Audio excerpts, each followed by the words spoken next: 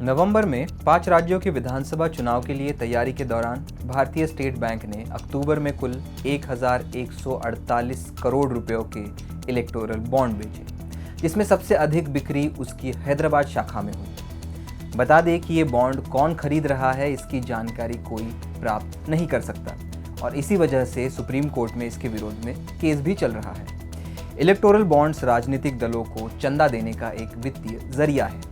कोई भी नागरिक या कंपनी भारतीय स्टेट बैंक की चुनिंदा शाखाओं से खरीद सकते हैं ये bond. Electoral bond 1000, 10,000, 1 lakh, 10 lakh और 1 करोड़ के अमाउंट में उपलब्ध होते हैं। एक आरटीआई से प्राप्त हुई जानकारी के मुताबिक अभी तक जितने भी बॉन्ड बिके उसमें से 57 यानी 57% भाजपा के खाते में गए, जबकि 10% कांग्रेस के खाते में। इस जानकारी से हमें ये पता चलता है कि चुनाव में हार और जीत एक तरफ, लेकिन हर राजनीतिक पार्टियां इस दौर में इलेक्टोरल बॉन्ड्स के जरिए अपने अकाउंट्स भरने का काम पुरजोर तरीके से करती है। नमस्कार, मेरा नाम है जीशान कास्कर और आप देख रहे हैं खबरें चुनाव से।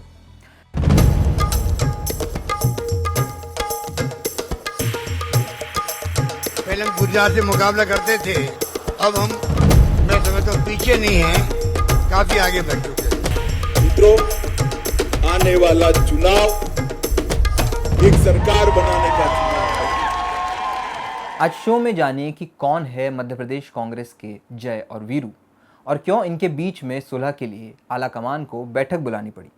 इसके अलावा जानिए कि क्या मोहम्मद अजहरुद्दीन को टिकट देने की वजह से क्या कांग्रेस की तेलंगाना में मुसीबतें बढ़ेगी और क्यों अमित शाह ने इस बार एमपी में अपने पार्टी कार्यकर्ताओं को सपा और बसपा की मदद करने को कहा। इन सभी का पता चलेगा आज के शो में। सबसे पहले खबर मध्य प्रदेश से। एमपी में भाजपा के पास बागियों की समस्या का समाधान नहीं मिल पाया है। मालवा निमाड़ क्षेत्र में भाजपा के उम्मीदवार कैलाश विजयवर्गीय को मुश्किल का सामना करना पड़ सकता है। उन्होंने दावा किया है कि वो सभी साथी जनों से बात कर चुके हैं और समस्याओं का समाधान किया जा रहा है। विजयवर्गीय ने कहा कि धार जिले में भी वह सभी बागी आवेदन वापस ले लेंगे।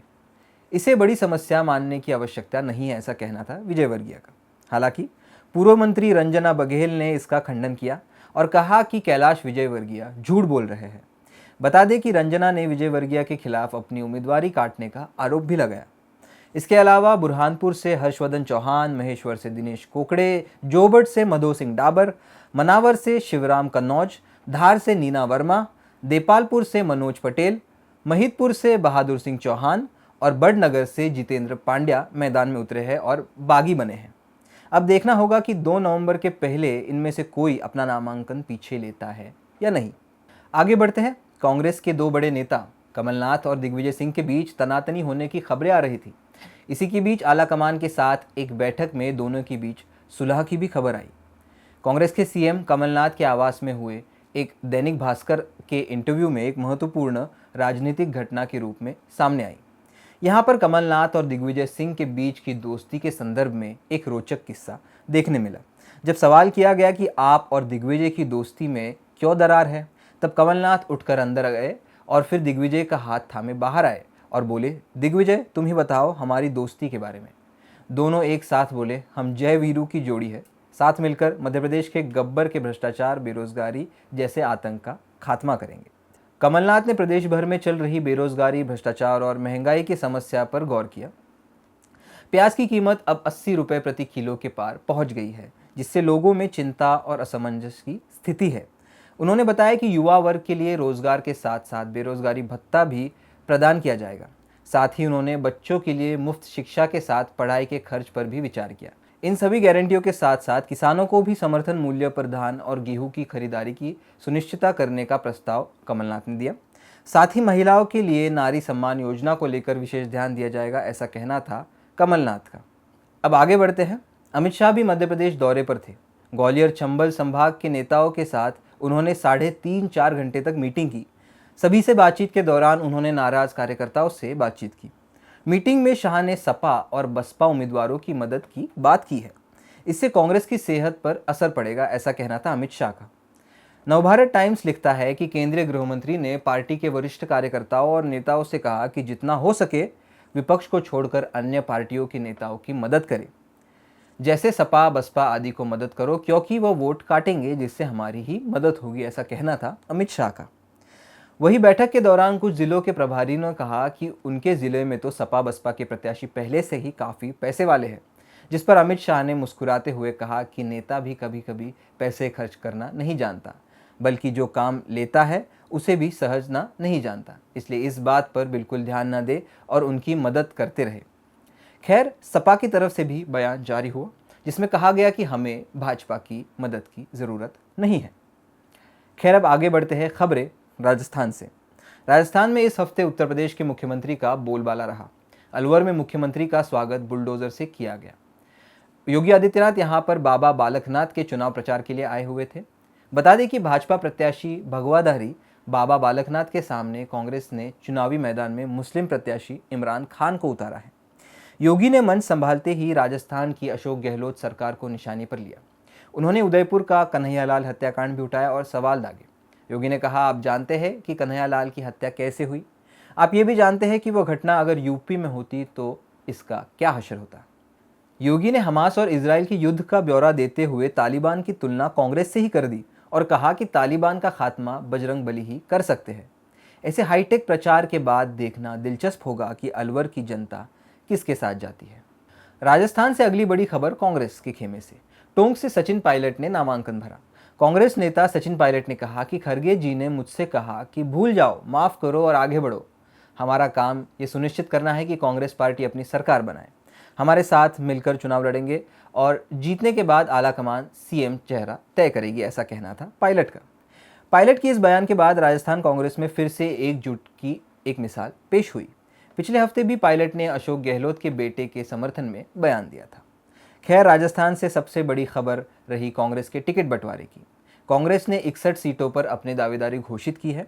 कहा जा रहा है कि दोनों गहलोत और पायलट के समर्थकों को समान अधिकार दिए गए हैं। इस विषय पर और जानकारी पाने के लिए हमने रुख किया हमारे संवाददाता याकूत अली का। याकूत फिलहाल राजस्थान में है और राजनीतिक हालचालों पर पैनी नजर रखे हुए है। जी याकूत। देखिए, बात ऐसी है कि 31 तारीख को कांग्रेस पार्टी अपने 56 उम्मीदवारों के नाम जारी करती है, लिस्ट निकालती है उनकी, और उसके कुछ देर बाद 1 घंटे बाद 5 और कैंडिडेट्स के नाम सामने आते हैं। अब हमें जो देखने वाली बात है वो ये है कि कांग्रेस पार्टी अभी तक 4 लिस्ट जारी कर चुकी है। थोड़ी थोड़ी करके वो अपने उम्मीदवारों के नाम घोषित कर रही है। दूसरी तरफ भारतीय जनता पार्टी ने क्या किया? भारतीय जनता पार्टी ने सबसे पहले 41 उम्मीदवारों की लिस्ट निकाली और उसके बाद 78 उम्मीदवारों की लिस्ट निकाली और काफ़ी ज़्यादा नाम शुरुआत में ही दे दिए। वहीं कांग्रेस पार्टी जो है धीरे धीरे करके जो नाम है वो सामने ला रही है उम्मीदवारों के। तो जो चौथी लिस्ट आई और 5वीं लिस्ट आई, उसमें जब वायर ने उसको एनालिसिस किया तो हमने उसमें पाया कि जो पहली ये जो चौथी लिस्ट आई, चौथी लिस्ट में जो 56 जो विधानसभाएं हैं जहां पर कांग्रेस पार्टी ये जो चुनाव लड़ने जा रही है, उन 56 में से पिछले बार जब 2018 का चुनाव हुआ था वहां पर कांग्रेस पार्टी सिर्फ 18 सीटें ही जीत पाई थी। वहीं भारतीय जनता पार्टी ने करीब, अगर मैं गलत नहीं हूं तो आप वायर पर वेबसाइट पर पढ़ सकते हैं, शायद 30 के करीब 33 उम्मीदवार भारतीय जनता पार्टी के जीते थे। वहीं इंडिपेंडेंट कैंडिडेट भी जीते थे और बीएसपी बहुजन समाज पार्टी के उम्मीदवार भी वहां पर जीते थे। लेकिन जो बीएसपी के जो उम्मीदवार जीते थे उन उम्मीदवारों को बाद में 2019 में कांग्रेस पार्टी में शामिल कर लिया गया था और इस बार कांग्रेस पार्टी ने उन उम्मीदवारों को मायूस भी नहीं किया है। इस बार कांग्रेस पार्टी ने उन्हीं को टिकट भी दिया है, सिर्फ एक उम्मीदवार को नहीं दिया है और एक जो है शिवसेना में जा चुके हैं। इस तरीके से अभी जो टिकट वितरण चल रहा है। उसके अलावा मैं आपको एक और ज़रूरी बात ये भी बता देता हूँ, जो कि ध्यान देने वाली बात ये है कि हनुमान बेनीवाल की पार्टी भी इस वक्त जो है गठबंधन कर चुकी है चंद्रशेखर रावण के साथ। तो उनके भी काफ़ी लोग जो हैं यहाँ पे राजस्थान में जो जाट वोटर्स हैं वो उनके साथ खड़े हैं।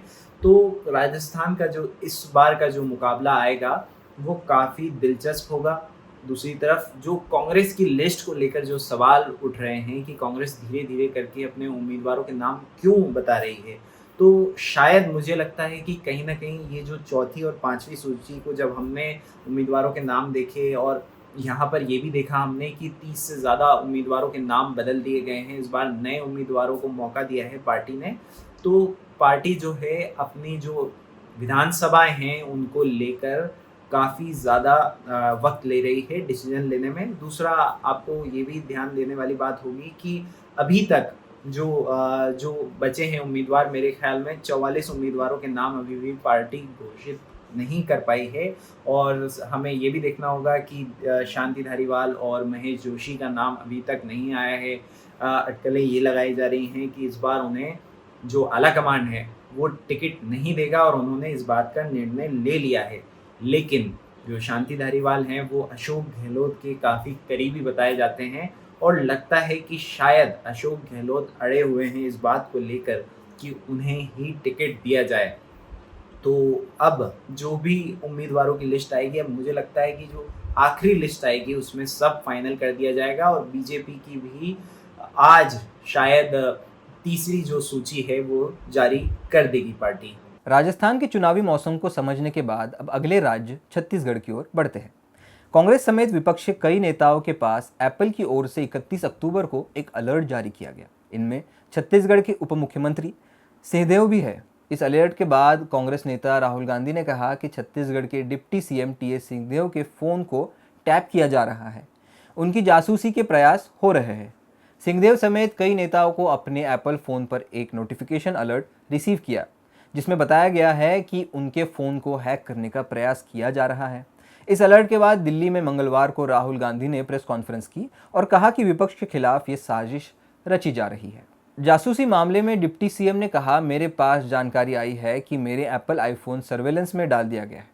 हर नागरिक जो संविधान में निजता का मौलिक अधिकार मिला है उसका सीधे तौर पर यह हनन है, ऐसा कहना था डिप्टी सीएम का। खैर, आगे बढ़ते हैं। आगामी विधानसभा चुनाव के मद्देनजर केंद्रीय चुनाव आयोग ने 7 से 30 नवंबर तक चुनावी प्रक्रिया के दौरान किसी भी तरह के एग्जिट पोल के आयोजन और प्रसारण को प्रतिबंध कर दिया है। आयोजन ने इस संबंध में विशेष अधिसूचना भी जारी की है। लोक प्रतिनिधित्व अधिनियम 1951 के प्रावधानों के तहत आयोग ने इस अवधि के दौरान एग्जिट पोल के आयोजन और प्रसारण पर रोक लगाने का निर्णय लिया। खैर, आगे बढ़ते हैं। छत्तीसगढ़ से ही एक दूसरी खबर आ रही है। छत्तीसगढ़ के गरियाबंद जिले के परेवापाली गांव में चुनाव से इनकार करने का विवाद उठा है। गांव में रहने वाले 446 मतदाता चुनाव का बहिष्कार कर रहे हैं, जिसके कारण गांव की सामाजिक गतिविधि प्रभावित हो रही है। ग्रामीणों का कहना है कि पिछले 15 सालों में कोई भी सरकार उनकी 5 मांगों को पूरा नहीं कर पाए, जिससे वे गांव छोड़कर अन्य स्थानों में जा रहे हैं। गांव के बाहर एक बोर्ड भी लगा है जिसमें लिखा है कि नेताओं का प्रवेश वर्जित है, जो वहां के लोगों की नाराजगी को दर्शाता है। छत्तीसगढ़ के बाद अब बात तेलंगाना की। तेलंगाना में कांग्रेस द्वारा हैदराबाद के जुबली हिल्स विधानसभा क्षेत्र में पूर्व भारतीय कप्तान मोहम्मद अजहरुद्दीन को टिकट दिए जाने से पार्टी से बाहर होने वालों का एक नया दौर शुरू हो गया है। मंगलवार को जुबली हिल्स के पूर्व विधायक पी विष्णुवर्धन रेड्डी सहित 2 कांग्रेस नेता जो इस सीट से फिर चुनाव लड़ने की उम्मीद कर रहे थे, सत्तारूढ़ भारतीय राष्ट्रीय समिति यानी बीआरएस में शामिल हो गए हैं।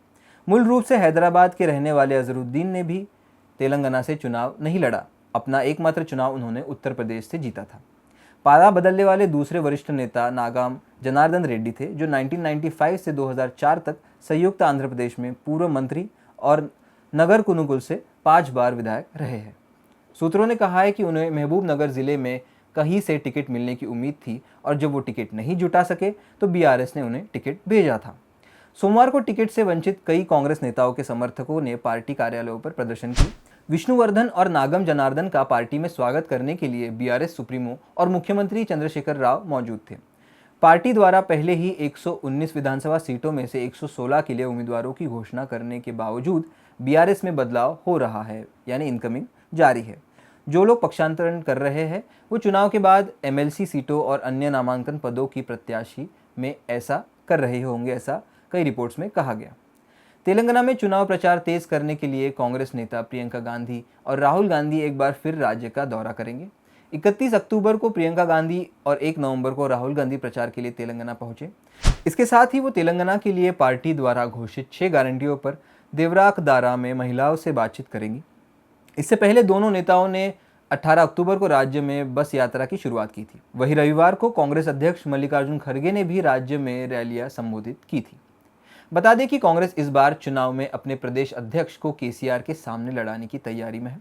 इस बार कांग्रेस पार्टी और बीआरएस के बीच कड़ा मुकाबला देखने मिल रहा है। आगे बढ़ते हैं आखिरी चुनावी राज्य मिजोरम की ओर। 2018 में हुए मिजोरम विधानसभा चुनाव में 40 सीटों पर से 8 सीटों की जीत हासिल करके जोरम पीपल्स मूवमेंट यानी ZPM ने मिजोरम की विधानसभा में दूसरी सबसे बड़ी पार्टी बनी थी। अब जोरम पीपल्स मूवमेंट के अध्यक्ष लालडू होमा ने सरकार बनाने की उम्मीद जताई है। वो पुलिस अधिकारी से राजनेता बने हैं और अब उन्होंने विपक्ष पार्टियों की संभावनाओं के बारे में बात की। उन्होंने कहा कि मुख्यमंत्री जोरामथांगा की छवि पर सवाल उठाए जा रहे हैं और उससे उनकी पार्टी MNF हार सकती है।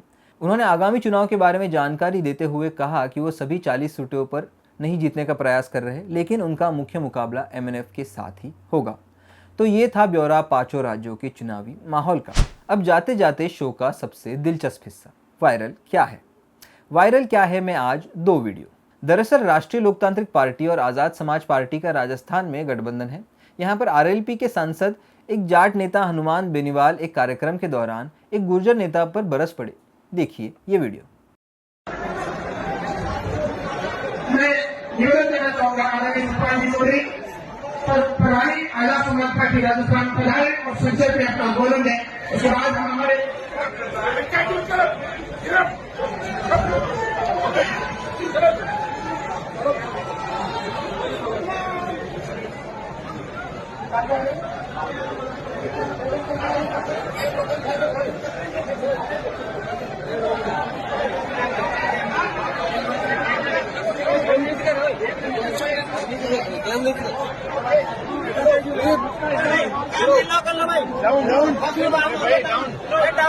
और दूसरा वीडियो भाजपा प्रत्याशी महेंद्र हार्डिया के अनोखे स्वागत का। लोगों ने उन्हें इतनी मालाएं पहनाई कि सिर्फ मुंह दिखाई दे रहा। वीडियो देखिए।